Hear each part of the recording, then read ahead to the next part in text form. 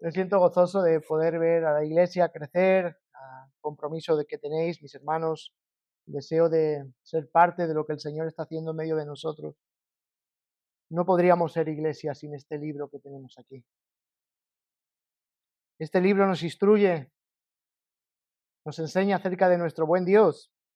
Y en esta mañana vamos a seguir exponiendo este libro hasta que Él venga, porque es el fundamento de nuestra fe. Así que vamos a abrir nuestra Biblia donde ha leído nuestra hermana Lidia en esta mañana la lectura congregacional. Vamos a estar examinando este texto, ya que estamos en la carta de Efesios, una carta que nos enseña acerca de la gracia de Dios obrando en medio de la iglesia del Señor, en la vida de cada creyente. Ahora, como no podría ser de otra manera, pienso que la oración es una disciplina dada por Dios donde podemos participar de esa gracia gloriosa. Es un medio de gracia. Me gusta más el término disciplina, porque parece como que estamos necesitados y obligados a hacerlo, más que un medio de gracia, como que podemos llegar a hacerlo, pero no, está enfocándonos a que es una necesidad en nuestra vida. Debemos de disciplinarnos y creo que la mejor manera de aprender a orar es ver las oraciones que hay a través de las Escrituras, porque van centradas en Dios, van centradas en su voluntad y nos enseñan muchísimas cosas acerca de cómo debemos de orar. Y Pablo, en su cuarto de oración, puede enseñarnos mucho. Y en este texto que vamos a coger esta mañana, en el cual está orando por la iglesia de Éfeso, por los hermanos, está doblando sus rodillas ante el Señor para pedir por ellos. Y debemos de ser conscientes que en la vida cristiana necesitamos fortaleza espiritual. No podemos vivir la vida cristiana a nuestro antojo, con nuestras propias fuerzas, con nuestra propia mente. Debemos ser transformados y equipados por el obrar interno del Espíritu Santo en la vida del creyente. Debemos de ser conscientes de que esta fortaleza no pasa por nuestra capacidad de comprender y entender a nuestra forma y a nuestra manera, sino que viene a través de una comprensión donde el Espíritu Santo nos hace comprender y entender el amor de Cristo. La Trinidad va implicada en todo este asunto espiritual de cada creyente y la vida de su iglesia. Vamos a verlo en estos textos, cómo el Padre, el Hijo y el Espíritu Santo están en una actividad continua dentro de la vida del creyente para que el creyente pueda vivir una vida vigorosa espiritualmente hablando. Esta actividad es desarrollada en la vida del creyente para que pueda experimentar el poder en la vida cristiana. No podemos vivir la vida cristiana por nosotros mismos. El hombre natural no puede vivir la vida que pertenece a Cristo. Y este texto es un buen recordatorio para nosotros que debemos de tener en cuenta el poder de Dios para hacer la voluntad de Dios. Y eso es la motivación por la cual Pablo está orando. Se les ha dado las riquezas inagotables a todos los creyentes en la elección, en la pasada eternidad, la redención que se adquiere por medio de nuestro amado Señor Jesucristo y la fe que descansa en Él, y la obra del Espíritu Santo en la vida del creyente.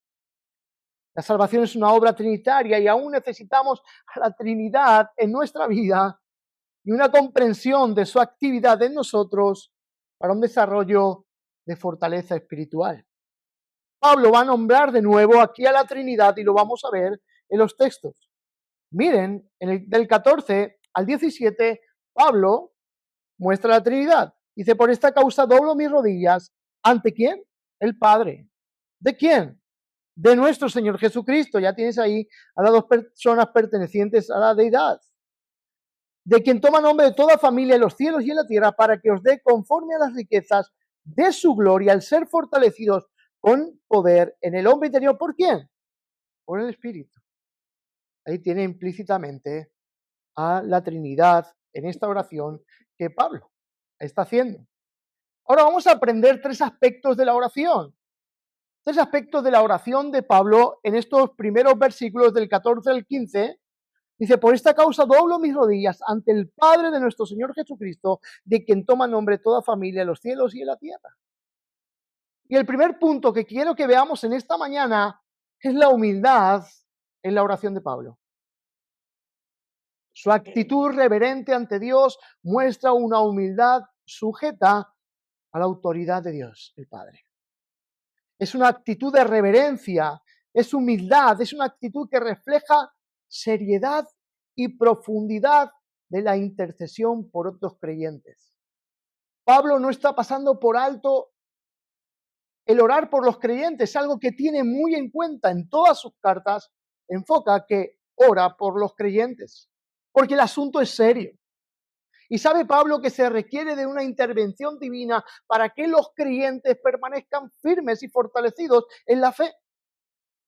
Porque esto no se trata de vivir una vida en un constante ánimo, porque van a haber muchos desánimos, muchos desaciertos en nuestra vida que no van a hacer pensar en la dependencia que tenemos de la oración para con Dios.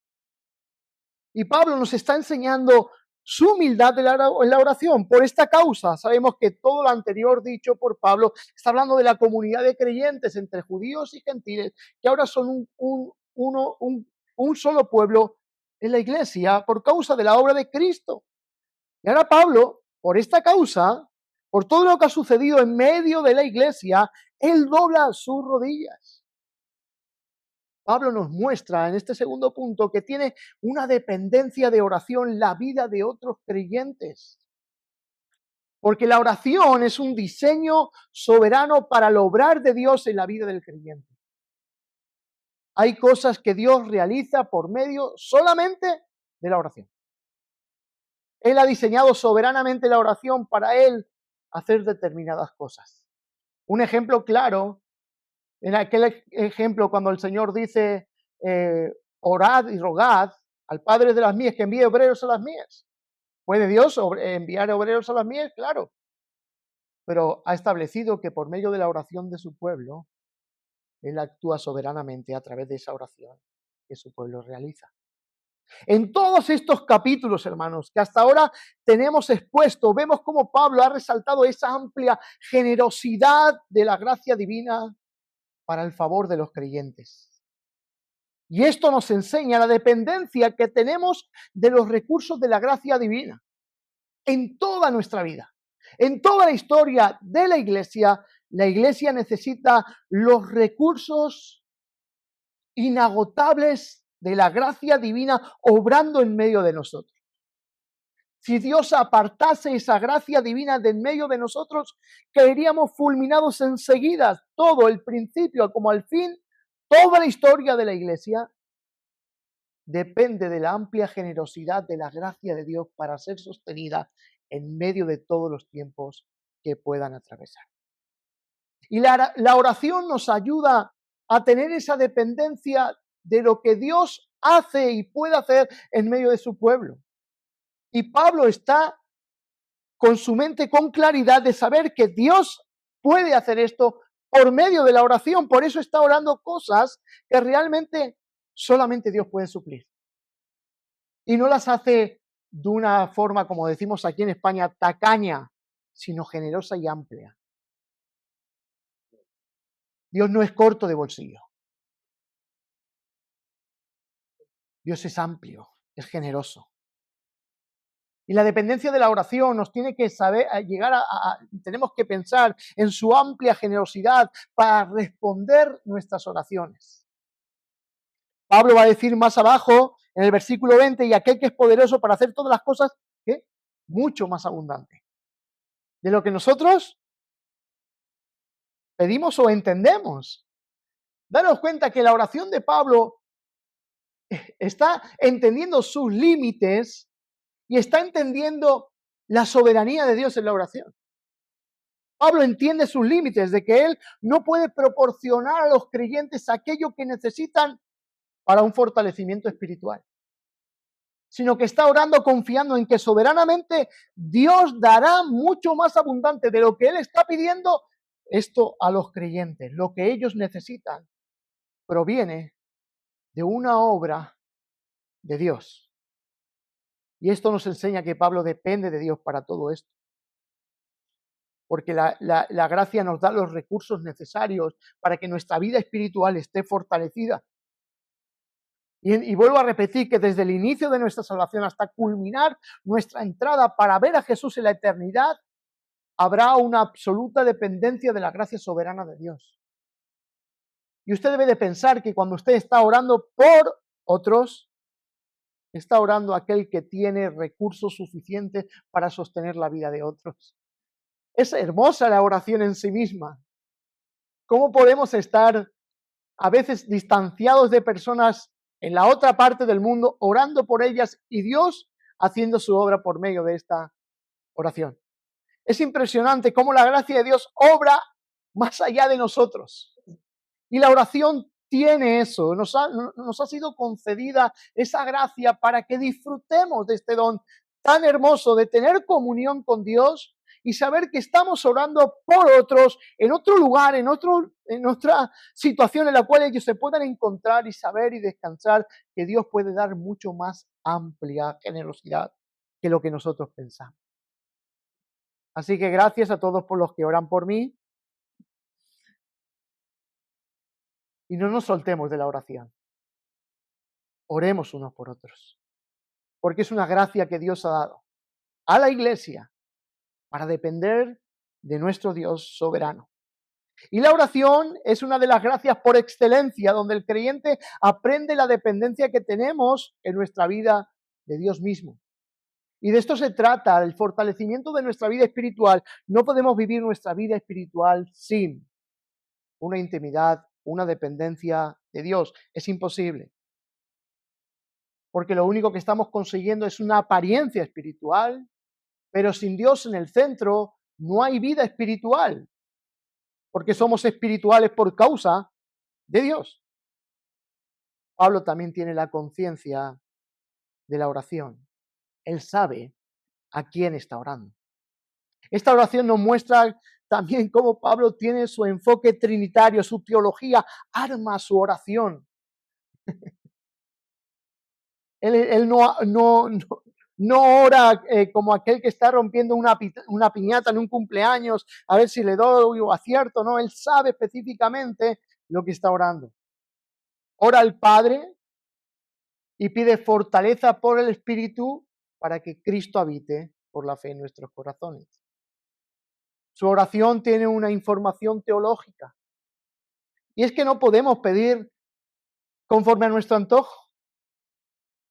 Nuestra comprensión teológica nos informa cómo debemos de orar y pedir.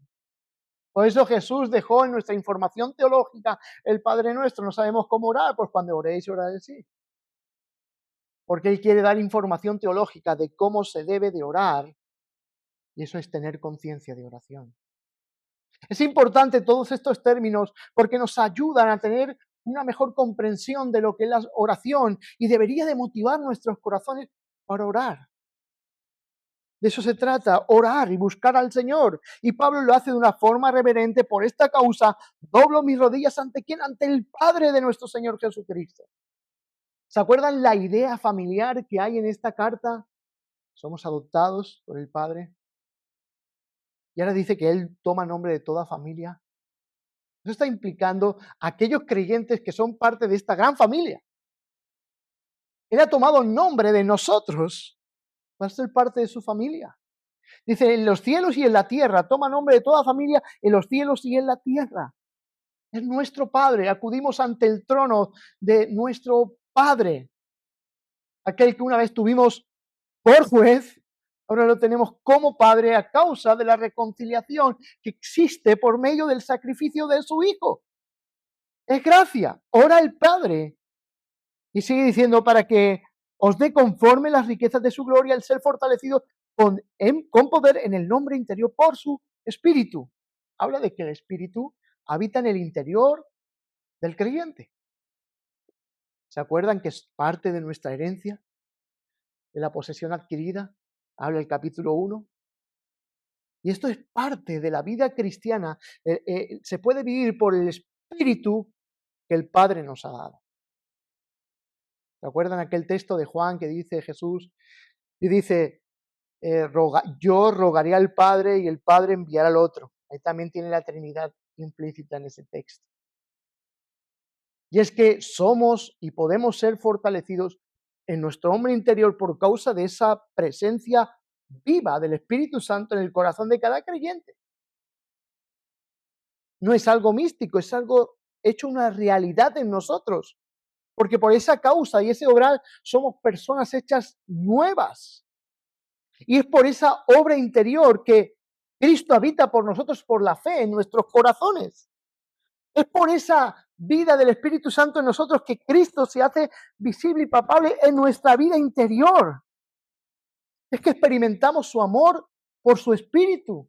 Romanos 5:5. El amor de Dios ha sido derramado en nuestros corazones. ¿Por quién?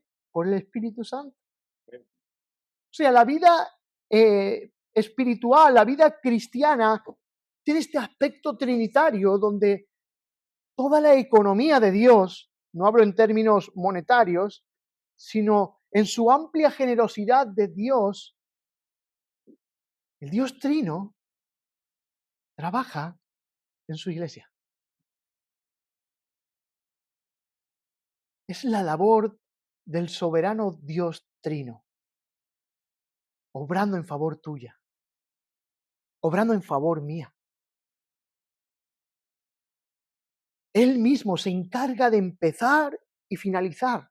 Danse cuenta que esta carta nos habla que nuestra salvación empezó en la pasada eternidad donde Dios decidió escogernos. Viene por medio de creer en Cristo, que es el Espíritu Santo dándonos vida para que podamos, y nos da esa fe y nos concede el arrepentimiento para que podamos creer, y el Espíritu Santo habita en nosotros hasta que Cristo regrese en nosotros, a por nosotros. Así que es hermoso todo este plan trinitario de Dios para que su pueblo viva fortalecido, seguro, y en este aspecto. Yo veo a Pablo aquí muy apasionado por esto.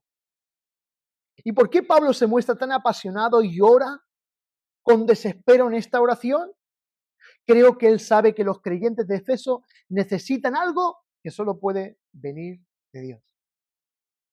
Y es que la única manera que puede cambiar una persona es por este obrar de Dios. Daros cuenta que Pablo sabe dónde emana todas estas gracias y dice el versículo 16, la parte primera dice, para que os dé, ya que es Dios el que da generosamente.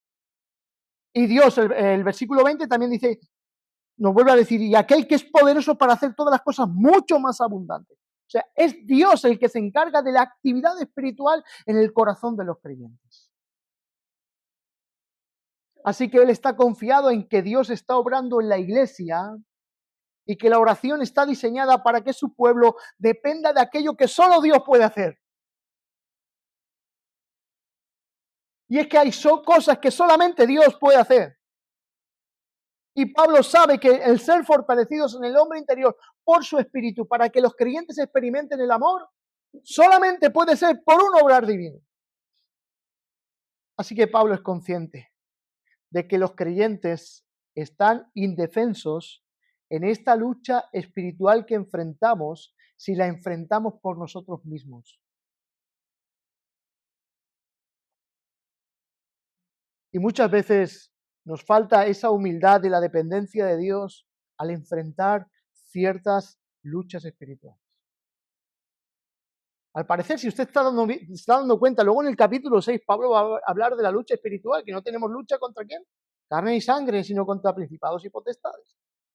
Parece que el enfrentamiento que hay en esta carta es de un índole espiritual que no se puede afrontar de ninguna otra forma, sino es por la fortaleza que emana de Dios en el corazón de los creyentes. No podemos hacer frente a nuestra lucha espiritual si el poder de Dios no obra en nosotros, hermanos. Así que si no somos fortalecidos por el poder de Dios, no puedes vivir la vida que Dios ha diseñado para el creyente. Vas a enfrentar tus desafíos espirituales y no vas a poder hacer frente a nada de ello. Muchas veces creemos que es por nuestra propia valía por nuestros propios recursos, por nuestro propio empeño. Pero Pablo nos está enseñando que hay una gracia que solamente Dios concede y es ser fortalecido en el hombre interior. Creemos que es por nosotros. Miren, he encontrado una ilustración. ¿Usted sabe quién es el burro del lunes de Ramos? ¿Sí? Vamos a escuchar la ilustración. Digo, a menudo pensamos que por nuestra propia valía podemos vivir la vida cristiana, que los logros son nuestros, y olvidamos que es por las amplias riquezas de Dios por las que podemos vivir la vida de Dios. El burro del lunes de Ramos se despertó en la mañana, con la mente aún saboreando el día de ayer, ya que fue el día más emocionante de su vida. Nunca antes había sentido una sensación de placer y orgullo. Ayer entró en el pueblo y todo el mundo le tiraba palmas, gritaban con euforia y alegría, cantaban delante de él todos, arrojaban sus mantos para que él pasara. Era una sensación como que todo el mundo estaba celebrando que el burro pasaba en medio del pueblo. Dice, al siguiente día entró la mañana el burro, entró en el pueblo y se acercó a gente que sacaba agua de un pozo. Y dijo el burro, pasaré delante de ellos, para que tiren sus mantos delante de mí. Dice, pero estos hombres no le hicieron caso. Ellos siguieron sacando agua. Y el burro dijo, no saben quién soy. Tiren de nuevo sus ropas delante de mí, dijo airadamente el burro. ¿No saben quién soy? Los hombres le miraron y uno de ellos le dio una palmada en la cola y le ordenó que se moviera. Y el burro murmuró para sí mismo diciendo, miserable paganos, son unos miserables. Dice el burro, iré al mercado, donde está la buena gente, ellos se acordarán de mí. Pero le ocurrió lo mismo. Nadie le hizo caso y empezó a chillar, ¿dónde están las palmas que ayer me arrojaron y los mantos que arrojaban delante de mí? ¿Dónde están los gritos de júbilo que ayer me cantaban? Y el burro está confundido y herido. Y el burro regresó a casa con su madre. Y la madre le dijo, pequeño, ingenuo, ¿no te das cuenta que sin él no eres más que un burro corriente?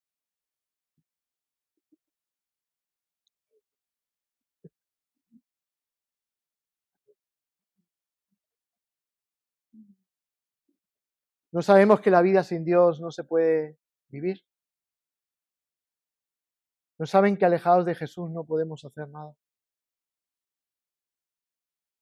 Esto nos debería de humillar, porque muchas veces la historia de este burro es la historia de uno mismo, porque pienso que soy yo, pero es Cristo en nosotros.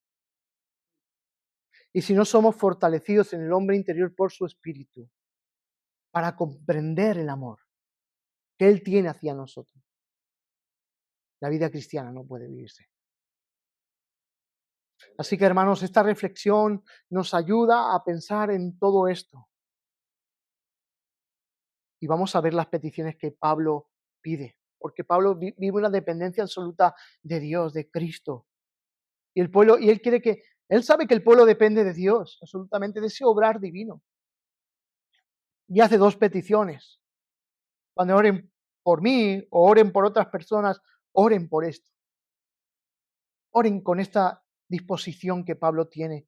Presenten estas peticiones por otros y esperen que Dios responda a estas peticiones mucho más amplia y generosa que nosotros, porque Él tiene una amplia generosidad de dar todo lo que el creyente necesita.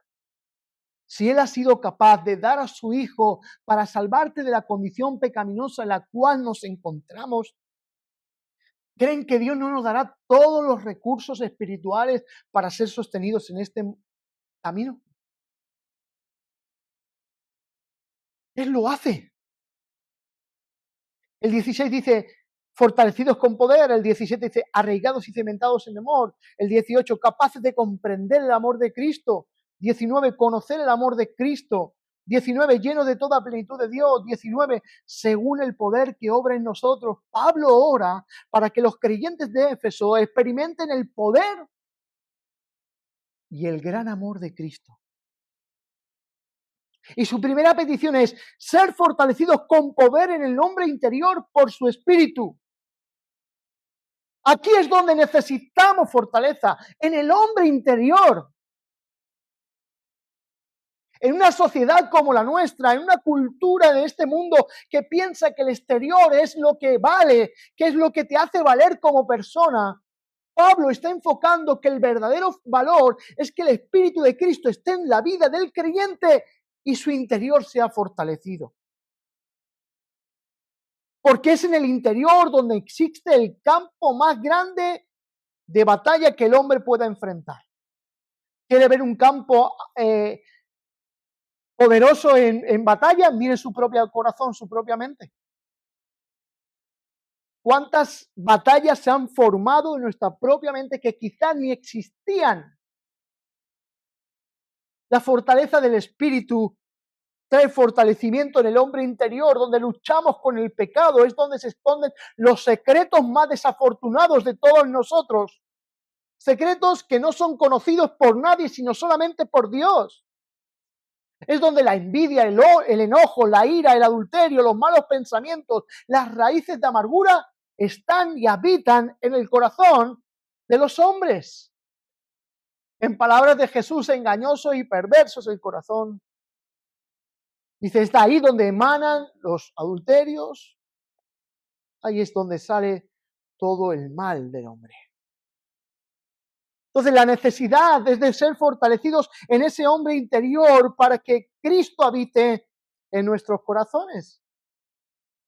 Es también aquí en el hombre interior, cuando es fortalecido el hombre, puede proclamar el evangelio con valentía. No solamente se albergan todas esas clases de pecados, sino la persona regenerada que ha nacido de nuevo, cuando es fortalecida en el hombre interior por su espíritu, puede proclamar con valentía el evangelio, puede orar con toda libertad, puede amar como Cristo amó a la gente, puede vivir la vida cristiana con gozo hasta superar nuestras expectativas.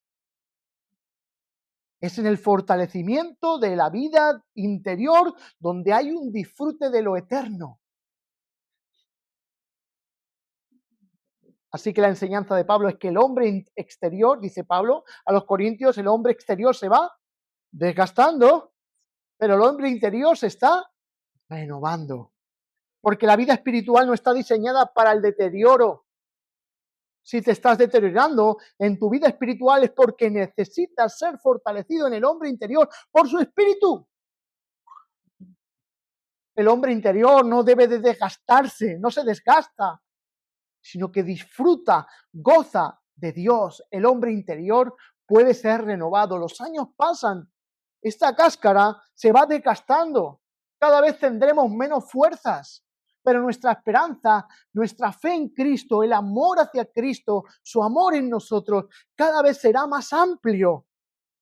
Porque adquiriremos mayor conocimiento y mayor crecimiento y mayor madurez, donde podemos experimentar toda la gracia que Dios tiene. ¿Y cuánta gracia tiene Dios? Amplia y generosamente. En nuestra cultura de mucha importancia a lo externo.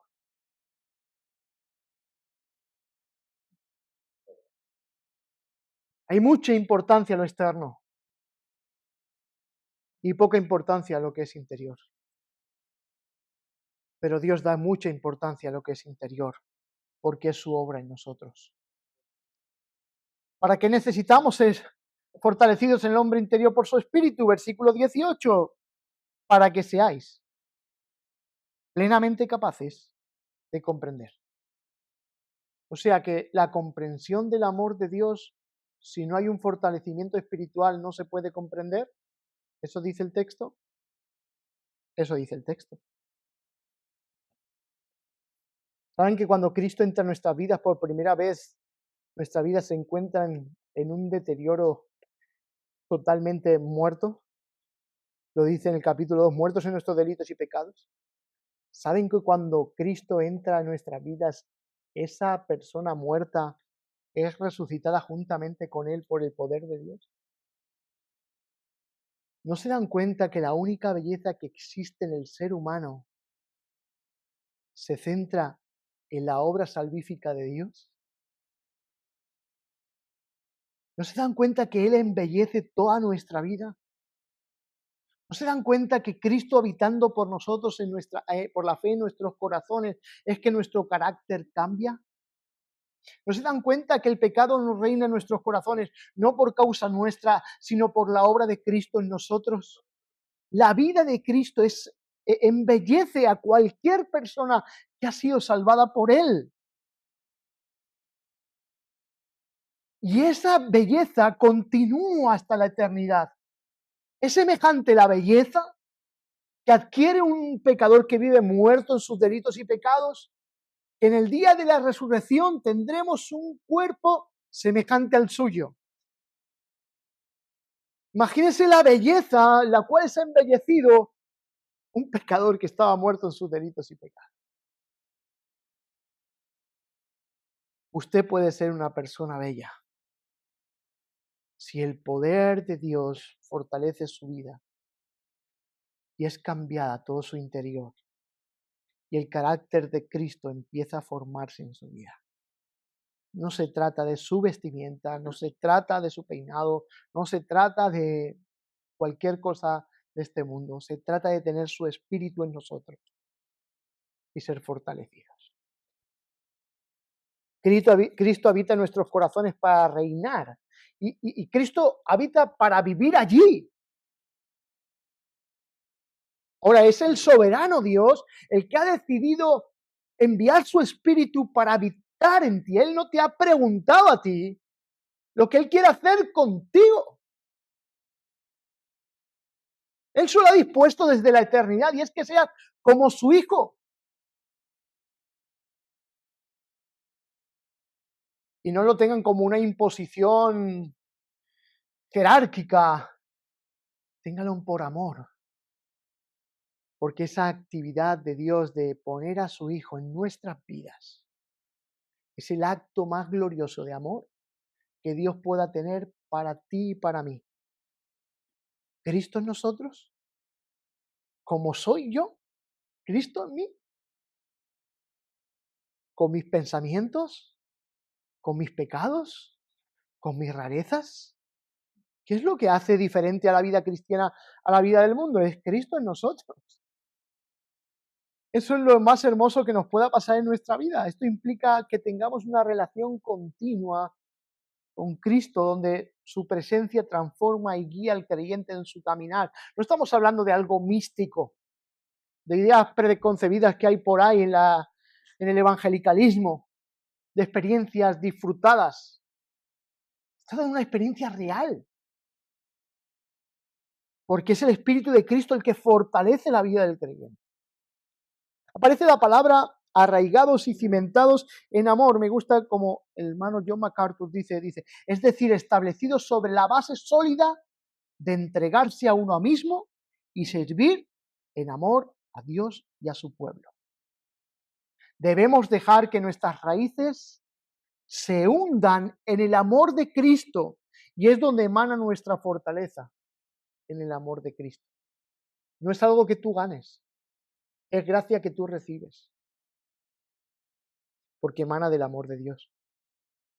Hermanos, somos amados desde la eternidad, somos amados desde la cruz, pero también eres amado desde tu debilidad, porque Dios ha puesto su espíritu en ti para que tú seas fortalecido a pesar de cómo somos. Así que el amor es la base y el fundamento donde se desarrolla la iglesia y la vida cristiana. Sin el amor de Dios no podemos desarrollar la vida cristiana ni la iglesia se desarrolla. Dice John Stott, el amor es el suelo donde está arraigado el fundamento del creyente y donde construimos nuestra vida.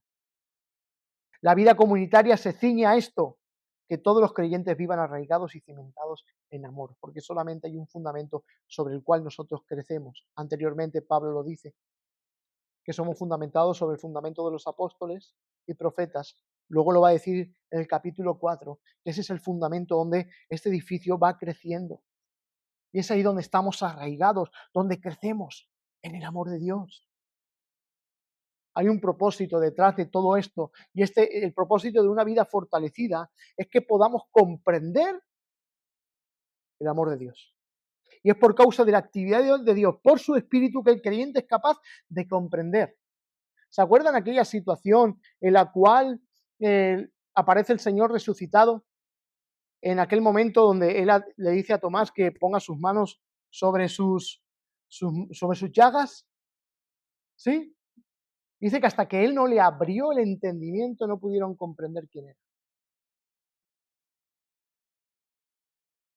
Es que sin ese obrar del Espíritu de Dios no podemos comprender el amor de Dios. Es imposible. El comprender este amor nos ayuda en este contexto a saber lo que Dios ha amado a todos estos, gentiles y judíos, a estos son los que ama. Y Pablo está teniendo la idea de que la iglesia crezca en este amor, porque mire en qué se refleja. Dice el 18, seáis plenamente capaces de comprender con quién, individualmente. O sea, compréndelo tú individualmente y vive tu vida cristiana individualmente, y así es como Dios quiere que tú comprendas el amor. ¿Qué dice? Con todos los santos. Me gusta esta parte, ya que la intención del escritor es su idea que va mostrando la gracia corporativa que existe en la iglesia. Hay una gracia que existe en esta comunidad de pecadores, que es la gracia de Dios, la que nos empapa de su amor, y la iglesia puede ser una. Dice, con todos los santos, ¿ves cómo es una idea corporativa? No es una experiencia aislada. El amor de Dios tiene una experiencia centrada en comunidad. ¿Somos capaces de entender esto? ¿Conoces la dimensión ilimitada de este amor? ¿Comprendes que Dios ha amado a gente totalmente diferente a tu cultura, a tu forma de pensar, a tu forma de vivir? ¿Conoces que Dios ha amado a judíos y a gentiles? ¿Que pueden crecer juntos en una comunidad a pesar de sus diferencias culturales y sociales? ¿Tú comprendes eso? Ese es el amor que Dios ha mostrado en su iglesia. Gente de diversidad, no como el mundo hoy quiere ver la diversidad, sino gente de cualquier nación, cultura. Ahora, por causa del Evangelio, son un pueblo para Dios, que crecen y son fundamentados en el amor. Y Pablo está pidiendo que sean fortalecidos para que el amor de Dios crezca en medio de una comunidad así. Porque esta oración no está desconectada de su contexto. Lo que Pablo está orando es para que el amor sea un estilo, sea una cultura dentro de la iglesia, para que podamos vivir de esta forma. Es por causa de conocer el amor de Dios. Y necesitamos ser fortalecidos en el amor de Dios. Un amor sin límites. Y en una comunidad con diversidad de culturas existe una cultura dominante, que es una experiencia en la vida transformada de aquellos que habita Cristo en sus corazones. Versículo 19. Y de conocer el amor de Cristo, que excede todo conocimiento, para que sea lleno de toda la plenitud de Dios. Un amor que sobrepasa todo entendimiento. No podemos llegar al fondo de este amor. No se puede, no tiene límites, pero sí tenemos la oportunidad de experimentar un ápice. Es como ir al océano e intentar meter en una botella de medio litro de agua todo el océano, es imposible. Pero bueno, puedes disfrutar de ese medio litro de agua en tu botella. Así es el amor de Dios, es un océano infinito, inagotable, pero se me fue la palabra, te hace experimentar esa gracia con esa parte experimental de su agua viva en ti. Esto refresca, porque Pablo quiere refrescar a la iglesia en este aspecto. Debemos de conocer esta experiencia por el poder de Dios en su amor. No podemos amar a la iglesia, no podemos amar a los creyentes no podemos amar a Dios mismo si este obrar no está en nosotros. Necesitamos comprenderlo para saber amar como Dios, como hemos sido amados. Hermanos, no es cualquier cosa. No debemos de jugar a la iglesia. La iglesia no es un juego. La iglesia es la esposa de Cristo. Es su pueblo, es su cuerpo. Y si no se respira un amor entre los creyentes, debemos de cortar esa raíz que produce ese mal en medio del cuerpo de Cristo. Porque el amor es donde tenemos que estar arraigados y cimentados. Es donde crecemos. Es donde nos fortalecemos. Pablo está orando porque la iglesia necesita eso. Pablo ora con certeza y convicción de que esto es lo que Dios hará. ¿Y si unimos nuestra oración como la oración de Pablo para orar por la iglesia, gracia y verdad, con este compromiso, para que el amor de Dios sea palpable, sea visible, que el hombre interior nuestro sea fortalecido para comprender el amor y podamos amar de la manera en la cual Dios nos está amando? ¿No creen que creceríamos en generosidad? ¿No creen que creceríamos en responsabilidad mutua? Nuestra iglesia necesita de este amor. Nuestra familia necesita de ese amor. Este mundo necesita de ese amor. Este mundo roto necesita de este amor. Y es el amor que solamente Dios puede dar por el fortalecimiento en el hombre interior por su espíritu en nosotros. Últimos versículos 20 y 21. Y aquel que es poderoso para hacer todas las cosas mucho más abundantes de las que pedimos o entendemos, según el poder que, ahora vuelve a hablar, que actúa en nosotros. Dios puede hacer más a la respuesta de una oración que nosotros más que 100 años planificando y trabajando.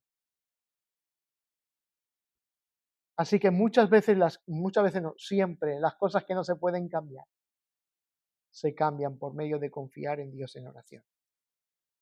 Y ahora Pablo irrumpe con una doxología y dice, a Él sea gloria en la iglesia, en Cristo Jesús, por todas las edades, por los siglos de los siglos.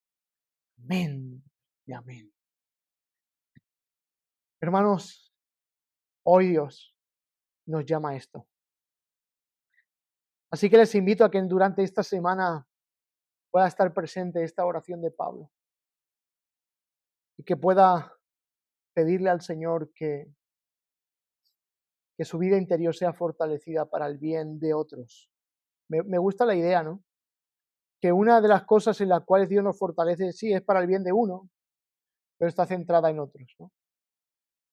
Debemos de despojarnos tanto de nosotros mismos y vaciarnos de nosotros mismos. El hombre interior, ser fortalecidos por el hombre interior, con una comprensión del amor de Dios, nos lleva a abandonar nuestras propias vidas para el servicio de los demás. Es lo que Pablo hacía, ¿no? A los filipenses se lo recalca bien, ¿no? Prefiero estar con Cristo, pero si es por bien de vosotros, no sé qué escoger. No se daban importancia a él porque estaba preso en la cárcel. Estaba en momentos difíciles. Él quiere que dentro de la iglesia de Éfeso crezca este amor genuino entre el pueblo de Dios, donde las diferencias se vengan abajo. Y es que necesitamos que el amor de Dios sea comprendido y el Espíritu de Dios nos fortalezca en el hombre interior. Hermano, ora en esta mañana. Ora delante de Dios y pídele que Él te fortalezca en el hombre interior. Que puedas comprender que necesitas el fortalecimiento y el amor de Dios en tu vida. No seas como el burro, que creas que la vida espiritual puede ser llevada por ti mismo como tú quieres. Si Él no está, ni podemos amar, ni podemos vivir la vida cristiana. Así que Cristo en esta mañana sea el centro de esta reunión. Padre, oramos en esta mañana. Magnificamos tu nombre. Magnificamos tu nombre, glorioso Padre. Alabado seas tú, bendito seas. Bendito sea el Padre de nuestro Señor Jesucristo, que ampliamente nos ha bendecido, generosamente. Has abierto las compuertas del cielo y no has dado de lo que te sobra. Tú no das de lo que te sobra, tú das de lo que tú eres. Y has dado a tu Hijo por esta comunidad de creyentes. Y tu Hijo ha pagado el precio del pecado de ellos. Nos has reconciliado por medio de tu cruz, Señor Jesús. El Padre te encomendó esta tarea, esta labor, y tú viniste voluntariamente a realizarla. También rogaste al Padre, Señor, para que enviase a tu Espíritu al corazón de los creyentes, y así ha ocurrido. Gracias por esta gran obra de la Iglesia. Fortalece a tu pueblo. Fortalece en el hombre interior por tu Espíritu. Trae convicción a la luz del Evangelio a nuestros corazones, para que veamos con claridad lo que el pecado hace en nuestras vidas. Es entorpecer, es oscurecer, es engañar, es cometer ofensas contra ti y tu santidad. Es el pecado que nos marca la lejanía, es por causa de lo que los hombres no pueden venir a ti porque están muertos. Trae vida espiritual hoy. Llama por su nombre a aquellos que tengas que levantar hoy de su condición espiritual. Ten esa gracia hoy, Dios del cielo, trae salvación.